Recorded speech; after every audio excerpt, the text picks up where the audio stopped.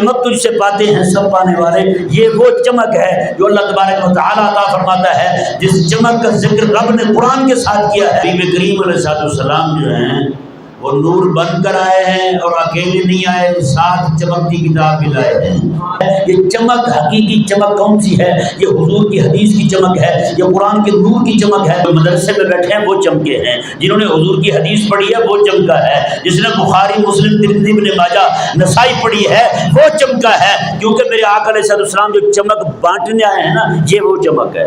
حضور نے چمکایا تو ابوبکر صدیق ایسے چمکے ہیں، پھر میرے حبیب کے مصلی پہ کھڑے ہونے کے حضور کے خلیفہ بننے کے قابل ہو گئے ہیں۔ آتے ہیں نماز بھی نور ہے اور قرآن بھی نور ہے، یوں حضرت عثمان غنی رضی اللہ تعالیٰ عنہ ذوالنورین اس طرح بھی بنتے۔ اگر چمک پوچھنی ہے تو پھر ابو حنیفہ سے پوچھیں، امام اعظم ابو حنیفہ رضی اللہ تعالیٰ عنہ کہاں بیٹھے ہیں؟ آپ کو غلبہ دین کی فکر کس طور پر ہے؟ آج ہمیں ضرورت ہے کہ ہم اپنے مدارس کا احیاء کریں، جہاں سے حضور کا نور بڑھ رہا ہے، جہاں سے حضور کا دین بڑھ رہا ہے، نمازیوں میں اضافہ ہو جائے، روزہ رکھنے والوں میں اضافہ ہو جائے، حج کرنے والوں میں اضافہ ہو جائے، مدارس دینی میں پڑھنے والے بچوں میں اضافہ ہو جائے، حافظ قرآن میں اضافہ ہو جائے، علماء کی تعداد میں اضافہ ہو جائے، تو پھر کہیں یار واقعی میلاد منایا ہے، اور ساتھ سے میلاد نہیں منایا، میلاد والے کو بھی منا لیا ہے۔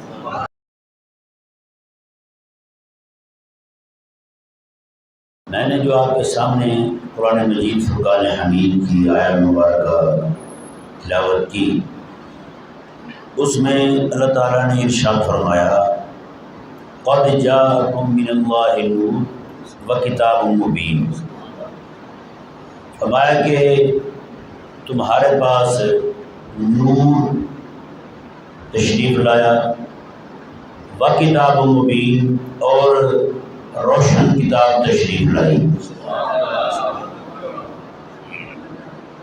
خلاق کائنات نے حبیب کریم صلی اللہ علیہ وآلہ وسلم کی نورانیت کو جہاں بیان فرمایا ہے، ساتھ اپنی کتاب کا ذکر بھی فرمایا ہے۔ یعنی حبیب کریم صلی اللہ علیہ وآلہ وسلم نور ہیں اور کتاب لائے ہیں۔ کیا مطلب ہے؟ فرمایا کہ حبیب کریم علیہ السلام جو ہیں وہ نور بن کر آئے ہیں اور اکیلے نہیں آئے، ساتھ چمکتی کتاب بھی لائے ہیں۔ اسی کتاب کے ذریعے حبیب کریم علیہ السلام اہل کفر کا کفر دور کرتے ہیں، اہل شرک کا شرک دور کرتے ہیں، اہل بدعت کی بدعت دور کرتے ہیں، بد عقیدہ لوگوں کی بد عقیدگی دور کرتے ہیں، اور ہر ایک کے دل کو ایمان سے اور توحید سے، نبوت اور ختم نبوت کے عقیدے سے ہر ایک کے دل کو بھی چمکاتے ہیں اور ہر ایک کے چہرے کو بھی چمکاتے ہیں۔ یہ جو ابھی شاعر ہمارے بھائی صاحب کلام پڑھ رہے تھے نعت خواں، چمک تجھ سے پاتے ہیں سب پانے والے، ہم نے یہ آج تک غور نہیں کیا کہ یہ چمک ہے کون سی؟ یہ چمک کون سی ہے جس چمک سے حضور چمکاتے ہیں؟ بھائی یہ چمک، یہ عقیدہ توحید کی چمک ہے، یہ چمک ختم نبوت کی چمک ہے۔ یعنی اگر آپ دیکھیں اس دنیا کے اندر جس بندے کا بالکل دیا گل ہو چکا ہے، جس بندے کا بالکل بیڑا غرق ہو چکا ہے، جس بندے سے چمک چھین لی گئی ہے، وہ شخص ہے جس سے عقیدہ توحید کا نور چھین لیا گیا ہے، جس بندے سے عقیدہ ختم نبوت کا نور چھین لیا گیا ہے، مشرک ہو گیا ہے، حضور کے نور سے پرے ہو گیا ہے، اگر ختم نبوت کا منکر ہو گیا ہے، حضور کے نور سے پرے ہو گیا ہے۔ یہی وجہ ہے کہ ہمارے بزرگ فرماتے ہیں کوئی بھی بندہ جو دنیا میں آتا ہے اس کو آقا علیہ السلام کا نور نہ دیا جائے وہ دنیا میں رہ ہی نہ سکے، دنیا کے اندر رہتے ہوئے اسے جہنم یہیں سے اٹھا لے، جہنم یہیں سے اٹھا لے۔ سیدی عبدالعزیز دباغ رحمہ اللہ فرماتے ہیں یہ کافر بھی دنیا میں رہ رہے ہیں، یہ بھی اہل ایمان کی برکت سے رہ رہے ہیں، اہل ایمان کی برکت سے رہ رہی ہیں۔ تو آپ ذرا اندازہ لگائیں وہ نور کیا نور ہے، جس نور کی اللہ تبارک و تعالیٰ عظمت اور شان بیان کرتے ہوئے ساتھ اللہ تعالیٰ کتاب کا ذکر فرماتا ہے۔ تو اگر کسی نے وہ چمک دیکھنی ہے نا، وہ چمک ہے کون سی؟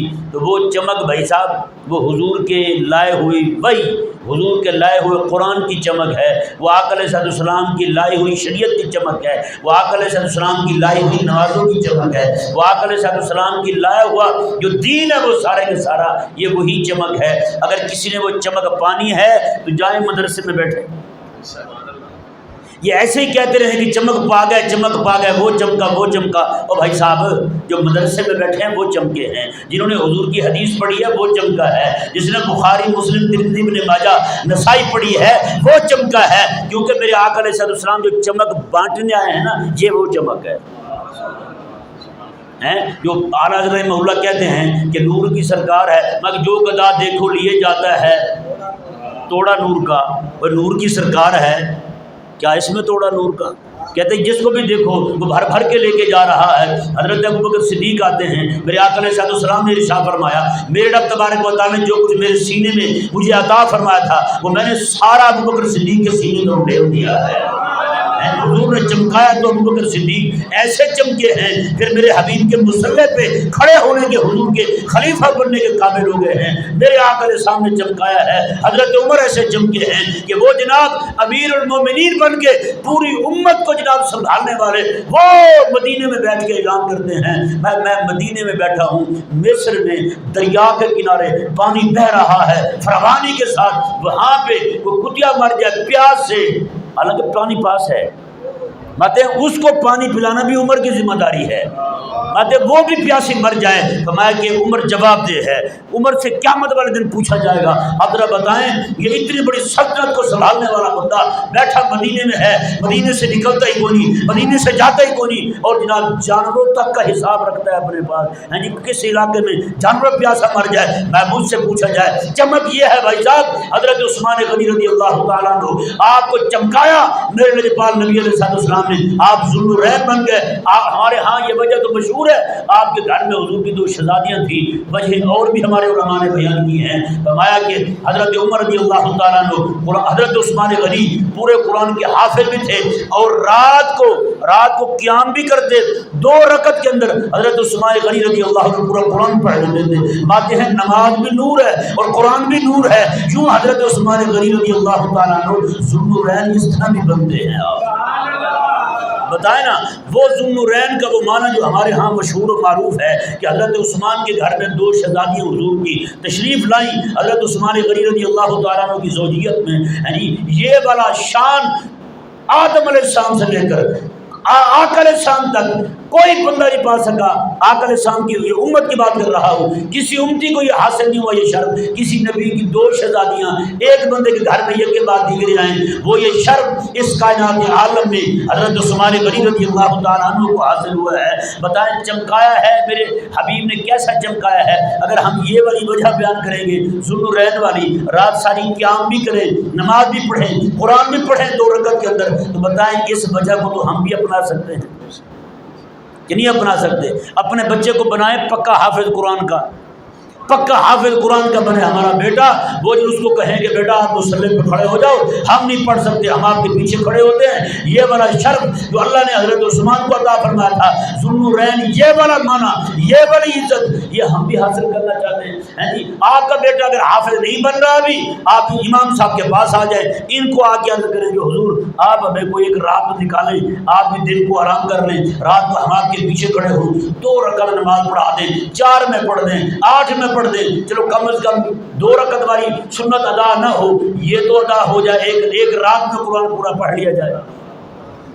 ایک آقا علیہ السلام کے غلام ہیں، وہ فرماتے ہیں مکہ مکرمہ میں جہاں پہ کعبہ مشرفہ کا طواف ہوتا ہے، مطاف والی جگہ، ساتھ مقام ابراہیم بھی ہے، کہتے میں وہاں پہ کھڑا تھا، میں نے نماز شروع کی، ایک بندہ آیا میرے پاس، اس نے آگے مجھے ہاتھ لگایا، میں تھوڑا سا ادھر ہو گیا، جگہ اس کے لیے بنا دی، کہتے ہیں اس بندے نے نماز شروع کی، ایک رکعت میں 15 پارے، دوسری رکعت میں پھر 15 پارے، کہتے میں نے سلام پھیر کے دیکھا کہ بندہ کون ہے، اتحیات پڑھ رہا تھا، کہنے لگا وہ امیر المومنین حضرت ذوالنورین عثمان غنی رضی اللہ تعالیٰ عنہ تھے۔ اور چمک انہوں نے پائی ہے بھائی صاحب، چمک جنہوں نے پائی ہے وہ بتاؤ کس نے چمک پائی ہے اور کیسے چمک پائی ہے، قربان جائیں۔ پھر جناب آپ حضرت مولا علی رضی اللہ تعالیٰ عنہ کے پاس آ جائیں، آپ رضی اللہ تعالیٰ عنہ سے کسی نے پوچھا، حضرت ہر بات کا جواب جلدی دے لیتے ہیں، اتنا چمکے ہیں تو کیسے کیسے چمکے ہیں، میں کیسے چمکا ہوں بتا دیتا ہوں۔ میں بچہ تھا، آقا علیہ السلام کی بارگاہ میں حاضر ہوتا، یا رسول اللہ مجھے کچھ سمجھا دیں،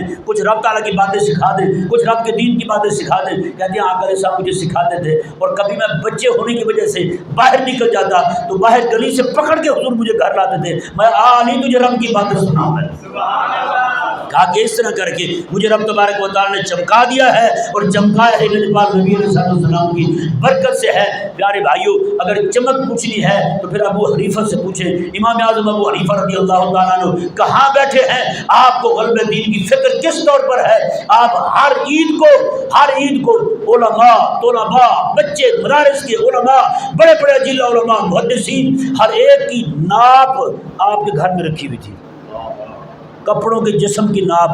آج تو امام کو بھی ہم وہ سوٹ دیتے ہیں جو بالکل پہننے کا بھی نہ ہو، جا کے کہتے ہیں کہ وہ بالکل سستا سوٹ دینا جو ہمارا امام پہن بھی نہ سکے۔ نہ یار نہ، حضرت امام اعظم ابو حنیفہ رضی اللہ تعالیٰ، بہت اچھے لوگ بھی ہیں، میں ہر ایک کی بات نہیں کر رہا، یہ بھی ذہن میں رہے۔ تو حضرت امام اعظم ابو حنیفہ رضی اللہ تعالیٰ عنہ آپ کے علاقے کے غریبوں کے، مسکینوں کے، علماء کے، فقہاء کے، مدرسین کے، محدثین کے، طلباء کے، سب کی ناپیں رکھی ہوئی تھی، پورے رجسٹر تھے، کھاتے تھے آپ کے پاس۔ جیسے عید آتی، عید سے پہلے سب کے کپڑے لے بھی لیتے، سلوا بھی لیتے، سلوانے کے بعد ہر ایک کے گھر میں بھی پہنچا دیتے تھے۔ بتائیں ذرا، ہیں چمکے تو کیسے چمکے ہیں؟ پھر جناب حضرت خواجہ محمد معصوم رحمہ اللہ فرماتے ہیں قیامت والے دن اعلان ہوگا، امت محمد کا بڑا عالم کھڑا ہو جائے، کہتے ہیں ابو حنیفہ کھڑے ہو جائیں گے، ابو حنیفہ کھڑے ہو جائیں گے۔ امام اعظم ابو حنیفہ رضی اللہ تعالیٰ عنہ مکہ مکرمہ جاتے ہیں، کعبہ مشرفہ کے جو متولی تھے ان کو کہا کہ اگر اجازت دیں تو ایک رات چابی مجھے دے دیں کعبے کی، تو میں جناب اندر ٹھہرنا چاہتا ہوں۔ انہوں نے جب چابی دے دی آپ کو کعبہ مشرفہ کی، امام اعظم کی جیب میں چابی ہے، آپ نماز کے لیے کھڑے ہو گئے۔ نماز کیسے پڑھی آپ نے؟ اپنے پاؤں مبارکہ پر ایک پاؤں پر ہلکا ہلکا زور دیا، آدھا قرآن پڑھا، دوسرے پاؤں پر پھر زور دیا، پھر آدھا قرآن پڑھا۔ پورا قرآن پڑھنے کے بعد کہتے ہیں مولا جس طرح تیری عبادت کا حق تھا ادا نہیں ہوا۔ جی کھڑے کھڑے پورا قرآن پڑھ لیا، نماز میں پورا قرآن پڑھ لیا۔ اور یہ وہ امام ہیں، ایک بار بازار میں جا رہے ہیں کہ بندے نے کہا کہ بچے کھیل رہے تھے، انہوں نے کہا تمہیں پتہ ہے یہ وہ امام ہیں جو روز 500 نفل پڑھتے ہیں۔ امام صاحب کہنے لگے ابو حنیفہ بچے تیرے بارے میں یہ ذہن رکھتے ہیں اور تو پڑھتا ہی نہیں۔ اس کے بعد 500 نفل شروع کر دیا آپ نے، 500 نفل پڑھنے شروع کر دیے۔ پھر جناب کچھ دن گزرے، آپ گزرنے لگے تو بچے کھڑے تھے، وہ کہنے لگے سائڈ پہ ہو جاؤ، یہ وہ امام آ رہے ہیں جو روزانہ 1000 نفل پڑھتے ہیں۔ آپ فرماتے ہیں ابو حنیفہ تو 500 پڑھتا ہے، بچے تیرے بارے میں یہ ذہن رکھتے ہیں تو 1000 پڑھتا ہے۔ اس کے بعد آپ نے 1000 نفل پڑھنے شروع کر دیے۔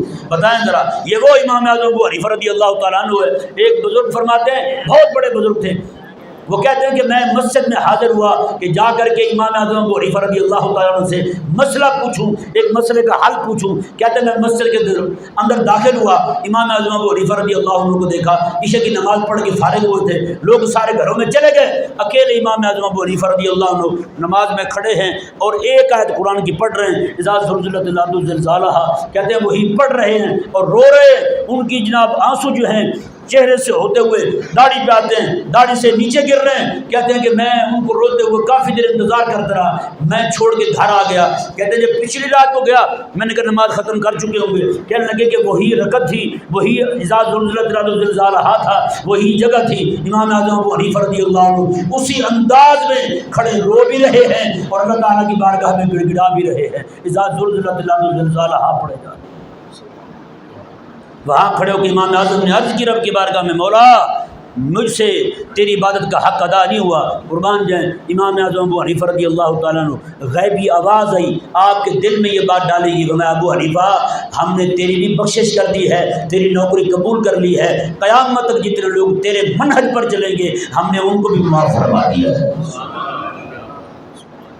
بتائیں پیارے بھائی، یہ وہ امام اعظم ابو حنیفہ رضی اللہ تعالیٰ عنہ ہیں۔ آپ کی شان فقاہت دیکھیں، چمکے ہیں تو کیسے چمکے ہیں۔ امام اعظم ابو حنیفہ رضی اللہ تعالیٰ عنہ مدینہ منورہ میں آتے ہیں، امام مالک رضی اللہ تعالیٰ عنہ کے ساتھ ایک کمرے میں کسی مسئلے پر گفتگو چل رہی ہے، ایک مسئلے پر فقہی مسئلہ تھا، اس پر گفتگو چل رہی ہے۔ امام مالک رضی اللہ تعالیٰ عنہ اپنے کمرے سے حجرے سے باہر آتے ہیں، پسینہ اتنا آیا ہوا ہے بازو کے اوپر سے جھاڑ رہے ہیں۔ پسینہ آپ کو مجھے بھی آتا ہے نا، کیسے جھاڑتے ہیں؟ اس طرح صاف کرتے ہیں، اس طرح صاف کرتے ہیں. لیکن قربان جائیں امام مالک رضی اللہ عنہ پسینہ صاف کر رہے ہیں، اتنا پسینہ ہے کہ ایسے جھاڑ رہے ہیں. شاگردوں نے عرض کی حضور اتنا پسینہ آپ کو؟ فرمایا تمہیں نہیں پتہ اندر ابو حنیفہ بیٹھا ہوا ہے. ابو حنیفہ بیٹھا ہوا ہے، اس کے ساتھ فقہ مسئلے میں بات ہو رہی تھی. پھر بچوں نے پوچھا استاد جی آپ نے ان کا علم کیسا پایا؟ فرمایا کہ مسجد نبی میں تھے، آقا علیہ السلام کے روضہ مبارکہ کے ساتھ تھے. کہا کہ بیٹا یہ ستور کس چیز کا ہے؟ انہوں نے کہا کہ حضور پتھر کا ہے، گارا لگا ہوا ہے، مٹی لگی ہوئی ہے. کہا کہ اگر ابو حنیفہ یہ کہہ دے یہ سونے کا ہے، کہا کہ اللہ نے ابو حنیفہ کو یہ علمی طاقت عطا فرمائی ہے، وہ یہ ثابت کر سکتا ہے یہ واقعی اور حقیقت میں یہ سونے کا بنا ہوا ہے. یہ چمکے ہیں کہاں سے چمکے ہیں؟ امام اعظم ابو حنیفہ رضی اللہ تعالیٰ جیل میں ہے. جیل میں کہاں پہ جیل؟ بغداد میں، بغداد معلیٰ میں امام اعظم ابو حنیفہ رضی اللہ عنہ جیل میں ہیں. کسی نے جا کے پوچھا حضرت یہاں تو بچے بھی نہیں ہیں آپ کے پاس پڑھنے والے، آپ فارغ بیٹھے ہوئے ہیں. تو میں بچے نہیں تھے پڑھنے والے، میں نے قرآن کریم کی تلاوت شروع کر دی. کہا کہ کتنا پڑھ لیا ہوگا آپ نے؟ زبانی پڑھ لیا ہوگا. آپ نے فرمایا کہ 70,000 قرآن ختم کر چکا ہوں. 70,000 قرآن. چمکے ہیں تو یوں چمکے یار. پھر امت کے بڑے عالم بن کے جناب ابھرے. اللہ اکبر کبیرہ. جو سچی بات ہے یہ چمک، حقیقی چمک کون سی ہے؟ یہ حضور کی حدیث کی چمک ہے، یہ قرآن کے نور کی چمک ہے. سچی بات ہے. اور حضور کی دعا ہے ان کے لیے. میرے آقا علیہ السلام نے پتہ کیا دعا کی؟ آقا علیہ السلام عرض کرتے ہیں رب کی بارگاہ میں نظر اللہ سمع مقالتی، مولا اسے تر و تازہ رکھ جو میری حدیث سنتا ہے. زور سے کہنا سے جو میری حدیث سنتا ہے اسے تر و تازہ رکھ. آج دیکھیں نا علماء جو ہیں سب سے کم تنخواہیں وہی کی ہوتی ہیں اور سب سے زیادہ خوش باش بھی وہی ہوتے ہیں جو بیچارے لاکھوں روپے کماتے ہیں، فیکٹریوں کے مالک ہوتے ہیں، ہر وقت ہوائیاں اڑی ہوتی ہیں. ان کی نگاہ وہ جناب وہ دیکھ رہے ہوتے ہیں ڈالر اوپر نیچے گیا. جیسے وہ جناب ایکسچینج والے اوپر نیچے کرتے رہتے ہیں، ان کی تاریں اوپر نیچے ہوتی ہیں، ویسے ان بیچاروں کا بی پی بھی اوپر نیچے ہوتا رہتا ہے. پیارے بھائیوں علماء مدرسے میں بیٹھ کے پڑھانے والے سب سے کم تنخواہ ان کی، لیکن اس کے باوجود جو ان کے چہرے پہ تر و تازگی ہے، وہ خوشی ہے، ایک روحانیت ہے، ایک نور ہے، وہ ساری کی ساری برکت ہے میرے آقا علیہ السلام کی اس دعا کی. جو آقا علیہ السلام نے دعا کی مولا نظر اللہ سمع مقالتی فحافظها ووعاها وعداها، مولا اس بندے کو تر و تازہ رکھ جو میری حدیث کو سننے کے بعد اسے یاد رکھے، یاد کرنے کے بعد آگے لوگوں تک پہنچا دے. مولا وہ بندہ تر و تازہ بھی رہے اور وہ خوش و خرم بھی رہے، اس کے چہرے کی چمک بھی باقی رہے. اور یہی برکت ہے. ہمارے ایک عالم تھے بہت بڑے، یہ بزرگ پرانے جو بیٹھے ہوئے ممکن ہے انہوں نے نام سنو، مولانا عنایت اللہ صاحب سنگلہ ہل کے تھے جی. وہ بیمار ہوئے، استسقاء کا مرض لگ گیا ان کو، جسم پورا چہرہ جو ہے ان کا وہ پھول گیا تھا، آنکھیں ان کی بالکل نظر بھی نہیں آتی تھی. تو اس وقت کیونکہ یہ مناظروں کا دور تھا آگے پیچھے دوسرے مسالے کے لوگوں کے ساتھ، تو ان کا خادم جو تھا یہی لاہور ہسپتال میں تھے. خادم نے کہا حضرت یہ جو آپ کی شکل بنی ہوئی ہے تو دوسرے عقیدے کے لوگ تو مذاق اڑائیں گے کہ عنایت اللہ زندگی ساری اپنے نبی کی شانیں بیان کرتا رہا، آج اس کے ساتھ یہ حال ہو گیا ہے، مرنے لگا تو منہ سوج گیا اس کا.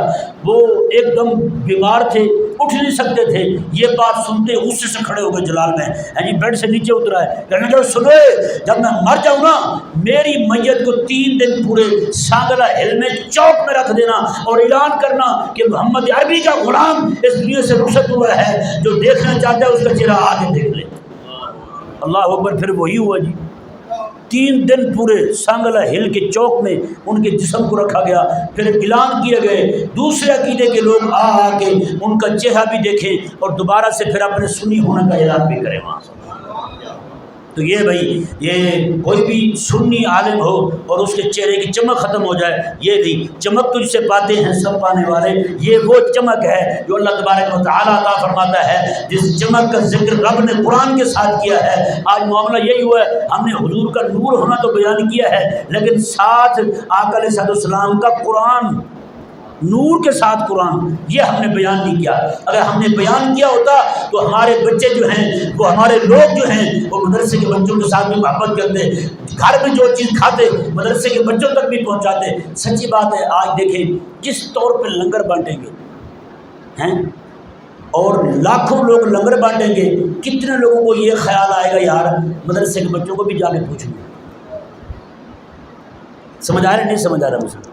ہمارے کتنے لوگوں کو یہ احساس ہوگا دل میں کہ مدرسے کے بچوں کو بھی جا کے پوچھیں.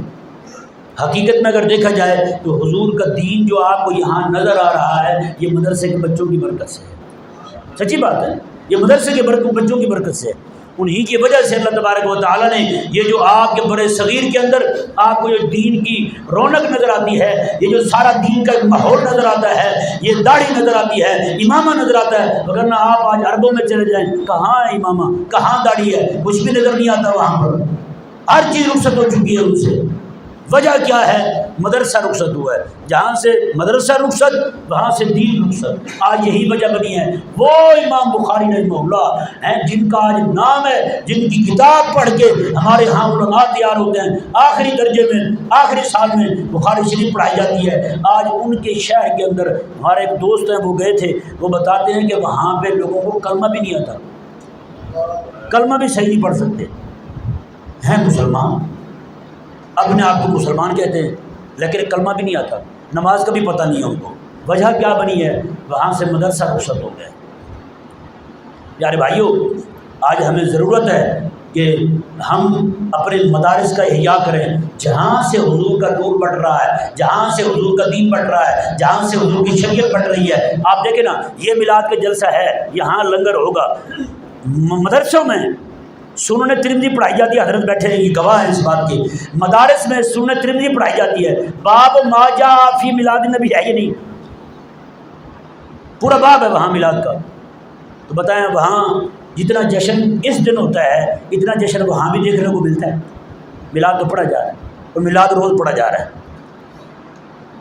پیارے بھائیوں، یہ فکر اپنے اندر اجاگر کرنے کی ضرورت ہے۔ اگر آپ چاہتے ہیں آپ کے بچے مسلمان رہیں، آپ چاہتے ہیں آپ کے مدرسے آباد رہیں، آپ چاہتے ہیں آپ کی مسجد کا مصلی وہ آباد رہے، آپ کا ممبر آباد رہے، آپ کا ممبر آزاد رہے، آپ کے ممبر سے حق کی اذانیں بلند ہوتی رہیں، تو پھر آپ کو مدرسوں کو خیال کرنا ہوگا جہاں سے حضور کا نور بڑھ رہا ہے۔ حقیقت میں حضور کا نور وہی سے بڑھ رہا ہے۔ آج دیکھیں ہمارے لوگوں نے کچھ اور ہی سمجھ لیا ہے، حضور کی آمد پر خوشی کے اظہار کو ہم نے گلیوں کو سجا لیا، بازاروں کو سجا لیا، ہر ایک چیز کو سجا لیا، لیکن حضور کس چیز کو سجانے آئے تھے؟ مومنوں کے دل کو سجانے آئے تھے، اس پہ توجہ کو نہیں ہیں۔ میلاد شریف آ گیا، اب بتائیں نا، حضور تو معاشرے کو ٹھیک کرنے آئے تھے، آپ فرد ٹھیک ہوگا، معاشرہ ٹھیک ہوگا، معاشرہ ٹھیک ہوگا، محلہ ٹھیک ہوگا، علاقہ ٹھیک ہوگا، شہر ٹھیک ہوگا، شہر ٹھیک ہوگا، ملک ٹھیک ہوگا، ملک ٹھیک ہوگا، اسلام کی حکومت آئے گی۔ پیارے بھائیوں، آج ہم نے کیا کیا ہے؟ ہم نے جو سجانا اپنے آپ کو تھا، ہم نے عمارتوں کو سجا لیے، عمارتیں سج گئی ہیں، ہم وہیں کے وہیں کھڑے، ہمارے اندر کوئی تبدیلی نہیں آئی۔ میلاد شریف کا مہینہ آیا، ہم نے بیانات سنے علماء سے، عظمت اور شان سنی آقا علیہ السلام کی، لیکن ہمارے مزاج میں کیا تبدیلی آئی؟ صفر، نتیجہ صفر ہے، وہ کوئی نتیجہ ظاہر نہیں ہو رہا۔ بے نمازی جو ہیں وہ بے نمازی رہتے ہیں یا نہیں؟ نماز وہی پڑھتے ہیں جو بیچارے پورا سال پڑھ رہے ہیں۔ نمازیوں میں اضافہ ہو جائے، روزہ رکھنے والوں میں اضافہ ہو جائے، حج کرنے والوں میں اضافہ ہو جائے، مدارس دینی میں پڑھنے والے بچوں میں اضافہ ہو جائے، حافظ قرآن میں اضافہ ہو جائے، علماء کی تعداد میں اضافہ ہو جائے، تو پھر کہیں یار واقعی میلاد منایا ہے، اور ساتھ سے میلاد نہیں منایا، میلاد والے کو بھی منا لیا ہے۔ میلاد منا رہے ہیں، میلاد والے کو منائیں۔ اور ایک جگہ ہم بیٹھے تھے، ہمارے ایک بزرگ ہیں، انہوں نے ایک عجیب جملہ وہاں بولا، کہنے لگے کہ یہ جو میلاد مناتے ہیں نا ہم، اس کو پتہ کہتے کیا ہیں؟ یہ کہتے ہیں میلاد مصطفیٰ۔ غور کریں گے تو سمجھ آئے گا، میلاد عجیب ہی نہیں کو سمجھ پہ، یعنی کہ بندہ مومن رب کی بارگاہ میں عرض کر رہا ہے میلاد یا اللہ اپنا حبیب ملا دے، مطلب تو یہ تھا، مطلب یہ ہے کہ حبیب کریم علیہ السلام کی شریعت کی محبت ہمارے دل میں آ جائے۔ اگر ہم میلاد بھی منائیں اور حضور کے دین کی حکومت بھی ہمیں پسند نہ ہو، آقا علیہ السلام کے دین کا غلبہ بھی ہمیں پسند نہ ہو، ہمیں داڑھی بھی پسند نہ ہو، بیٹا نماز پڑھنے لگے اماں پریشان، نماز پڑھنے لگا ہے، بچہ مسجد میں زیادہ بیٹھنے لگ جائے ابا پریشان، بیٹا آپ اس لیے تھوڑا پیدا ہوئے، آپ تو کسی اور کام کے لیے پیدا ہوئے تھے، آپ بازار کی رونق بنتے، آپ مارکیٹ کی رونق بنتے، آپ مسجد میں جا کر بیٹھے۔ اور پیارے بھائیوں، وہ مسجد کی رونق جو پرانے بابے اب رہ گئے نا، قسم خدا کی ان کو غنیمت سمجھو، یہ بیچارے چلے گئے تو بعد میں ہماری مسجد میں بیٹھنے والا کوئی بھی نہیں ملے گا، کیونکہ آج کی جو نئے آ رہے ہیں بچے، وہ جناب ان کو مسجد کے ساتھ کوئی لگاؤ نہیں ہے۔ 2-4 بچے ہوں گے پورے محلے میں جو تھوڑا وقت دیتے ہوں گے مسجد میں یا نماز پڑھنے والے ہوں گے، باقی سارے کے سارے وہ جناب باہری گلیوں کے بازاروں کے کرکٹ کے میچ کے وہ جناب بڑے بڑے پارکوں کے ہو کر کے رہ گئے ہیں، بڑے بڑے ہوٹلوں پہ پلازوں پہ اس طرح کی جگہوں پہ آپ نوجوان آپ کو دیکھنے کو ملیں گے۔ وہ جناب امام اعظم ابو حنیفہ رضی اللہ تعالیٰ عنہ آپ نے جو مدرسہ قائم کیا تھا اس مدرسے میں بیٹھنے والے بچے آپ کو بہت ہی کم ملیں گے۔ پیارے بھائیو، ہماری مساجد جو ہیں وہ یہ چراغ تھے بابے جو مسجد میں بیٹھے رہتے تھے، اذان سے پہلے آ جانا، پچھلی رات کو تہجد کے وقت پہنچ جانا مسجد میں، وہ بیچارے رخصت ہو رہے ہیں۔ گھروں میں جو اماں تھی پرانی قرآن پاک سویرے سویرے پڑھتی تھی، قرآن پاک کی آواز آتی تھی۔ مولا علی رضی اللہ تعالیٰ عنہ جب کوفہ میں گئے نا پہلی بار، آپ نے عبداللہ بن مسعود کو دیکھا 3000 بچوں کے ساتھ باہر آئے۔ حضرت مولا علی نے فرمایا کہ یہ کیا کیا تم نے، کون یہ کہاں سے بچے جمع کیے ہیں؟ انہوں نے کہا استاد جی کہیں سے بھی بچہ جمع نہیں کیا، یہ سارے میرے شاگرد ہیں، مجھ سے پڑھنے والے۔ 3000 بچے حضرت عبداللہ بن مسعود رضی اللہ تعالیٰ عنہ کے پاس پڑھتے ہیں۔ وہاں سے حضرت مولا علی فرماتے ہیں جب میں کوفہ میں داخل ہوا، ہر گھر سے کہیں سے قال اللہ کی آواز آ رہی ہے، کہیں سے قال رسول اللہ کی آواز آ رہی ہے۔ خواتین تک محدثہ بن چکی تھی، حضور کی حدیثیں ان کو یاد تھی۔ کہتے ہیں کہ حضرت عبداللہ بن مسعود کو مخاطب بنایا مولا علی رضی اللہ عنہ نے۔ حضرت عبداللہ بن مسعود کہتے ہیں کہ مولا علی فرمانے لگے مجھے کہ عبداللہ تو نے تو آ کے پورے کوفے کو حضور کے دین سے بھر دیا ہے، حضور کے دین سے بھر دیا ہے، تو نے تو حضور کا نور بانٹا ہے، تو نے تو پورے کوفے کو چمکا دیا ہے۔ اللہ اکبر کبیرہ۔ یہ وہ دور اندیشانہ فیصلہ تھا حضرت عمر رضی اللہ تعالیٰ عنہ کا، جنہوں نے کوفہ کے اندر استاد بنا کے بھیجا تھا حضرت عبداللہ بن مسعود رضی اللہ تعالیٰ عنہ کو۔ قسم خدا کی حدیث پاک میں یہ الفاظ ہیں، میں کہ یہ مسجد میں بیٹھنے والے ہیں نا، یہ چراغ ہیں، یہ چراغ ہیں، انہی سے چمک ہے، انہی سے دمک ہے، انہی سے نور پھوٹتا ہے، انہی کے برکت سے اللہ عذاب کو دور کرتا ہے۔ تو آج ذرا اندازہ لگائے نا، وہ بوڑھے بابے بیچارے رخصت ہو رہے ہیں، جو ایک گیا 4 بندوں کی جگہ تھی، اب 3 رہ گئے، ان میں سے ایک گیا پھر 2 رہ گئے، اب پیچھے ایسے تیار نہیں ہو رہے جن کا دل مسجد میں لگتا ہو، وہ تو بیچارے ایسے ہیں بس نماز پڑھی اور نکل گئے۔ نماز میں تسبیح بھی ہم گنتے ہیں، امام صاحب نے تسبیح آج 4 پڑھ دی ہیں، یہ بھی بڑی مصیبت ہے۔ ویسے آگے امام کو کہیں گے امام صاحب جی آج تسبیح زیادہ ہو گئی ہے، تو بھائی پھر کیا ہو گیا ہے؟ تسبیح زیادہ ہو گئی تو کیا ہو گیا ہے؟ میرے آقا علیہ السلام کی پشت مبارکہ پر امام حسین سوار ہو جائے، حضور سجدہ ہی لمبا کر دیں۔ اگلے الفاظ پتہ کیا ہیں؟ میرے آقا علیہ السلام نے فرمایا سجدہ میں نے اس لیے لمبا کیا ہے، میں نے کہا میرا نواسا میری پشت پہ کھیل رہا تھا، وہ اپنی کھیل پوری کر لے، وہ اپنی مرضی سے نیچے اترے۔